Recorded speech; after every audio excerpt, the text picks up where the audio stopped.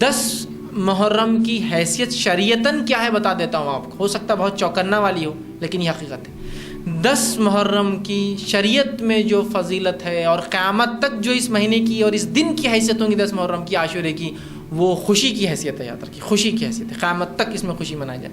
آپ بولیں گے کیوں؟ آئیے واقعہ سنیے۔ نبی اکرم صلی اللہ علیہ وسلم ہجرت کر کے مدینہ پہنچے۔ مدینہ میں آپ نے دیکھا لوگ یہودیوں سے جب پالا پڑا آپ کا معاملات ہوئے تو دیکھا یہ 10 محرم کو روزہ رکھتے ہیں عاشورے کا۔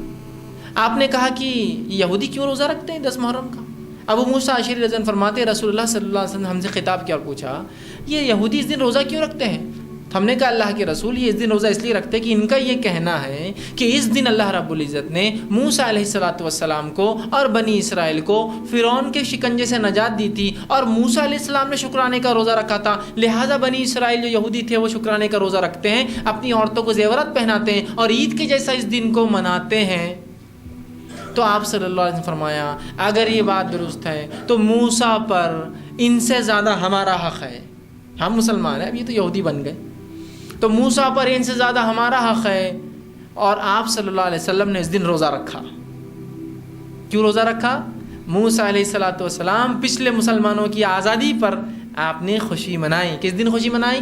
اور خوشی نہیں منائی بلکہ خوشی کا جو طریقہ اللہ کا شکر ادا کرنا چاہیے، خوشی میں انسان پاگل نہ ہو، اللہ کا شکر ادا کیا، ایک روزہ رکھا، اور پھر حدیث نے فرمایا اگر انشاءاللہ میں اگلے سال زندہ رہا تو میں 9-10 کا روزہ رکھوں گا تاکہ یہودیوں کی مخالفت کروں گا۔ مطلب ہر چیز میں رسول اللہ نے یہودیوں کی مخالفت کی، چونکہ انہوں نے اللہ کی کتاب کی مخالفت کی، اپنے نبیوں کی مخالفت کی، تو کہا کسی چیز میں تو یہ نبی ہماری مخالفت نہ کرے۔ اب روزہ بھی رکھ رہا ہے تو 2 رکھ رہا ہے، کہا زندہ رہا تو 2 رکھوں گا، 9-10، ٹھیک۔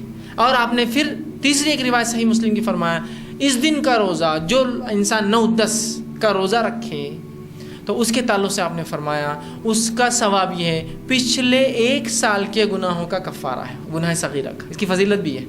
تو 9-10 کا روزہ سنت ہے، 9-10 کا روزہ بھی یاد رکھے سنت ہے، اور یہودیوں کی مخالفت میں اگر آپ 9 کا نہ بھی رکھ سکے تو 10 اور 11 کا ضرور رکھیں تاکہ مخالفت ہو۔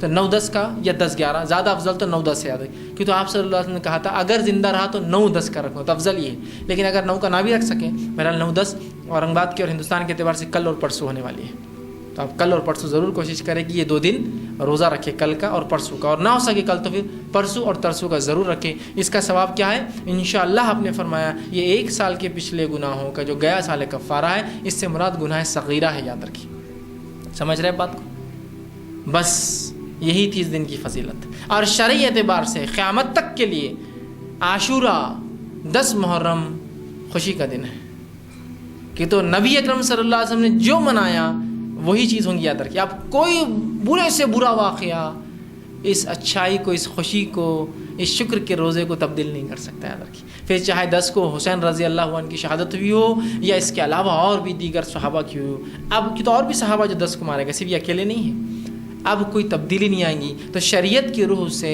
10 محرم خوشی کا دن ہے، موسیٰ علیہ السلام اور بنی اسرائیل کی آزادی کا، ہم سے پہلے مسلمانوں کی آزادی کا دن ہے، تو شکرانے میں ہم بھی روزہ رکھتے ہیں، اور ہم اس لیے رکھتے ہیں کہ رسول اللہ صلی اللہ علیہ وسلم نے رکھا، لہٰذا ان کی سنت کو ہم عمل کرتے ہیں، لہٰذا ہم بھی ثواب کے مستحق ہوتے ہیں۔ تو یہ دن شریعت کے روح سے قیامت تک کے لیے خوشی کا دن ہے، شکرانے کا دن ہے، اور پچھلے مسلمانوں کی آزادی کا دن ہے۔